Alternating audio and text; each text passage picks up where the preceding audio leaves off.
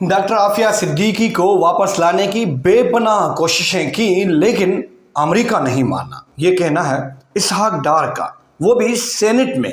पाकिस्तान ने हमेशा अमेरिका की बात मानी है और हमेशा वफादारी के सबूत भी पेश करता रहा है, लेकिन अमेरिका के नज़दीक पाकिस्तान की क्या हैसियत है ये आज इसहाक डार बता रहे थे। आपको रेमंड डेविस का केस तो याद होगा, जिसने सरेआम पाकिस्तानी बंदे मारे। रियासत पाकिस्तान अपने शहरियों के कातिल को सज़ा देने में नाकाम हुई और फिर कानून कालीन की तरह डेविस के पैरों के नीचे बिछ गया।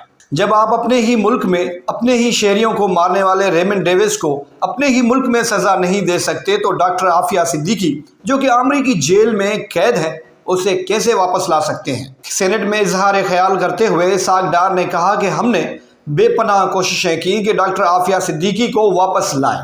नवाज शरीफ ने अपने दौर में भी कोशिशें की, इस हवाले से व्हाइट हाउस में भी बातचीत की, लेकिन वो नहीं माने। उन्होंने कहा कि कोशिश होगी कि अमेरिका को बावर कराएं कि आफिया सिद्दीकी को वापस भेज दें। मौजूदा वजीर खारजा एंटोनी ब्लिंकन से मेरी इस पर 3 मरतबा तफसीली बातचीत भी हुई है।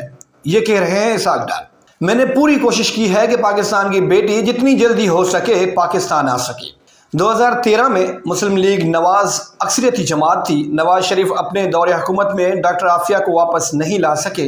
अब तो तांगा पार्टी हुकूमत है, अब कैसे मुमकिन है।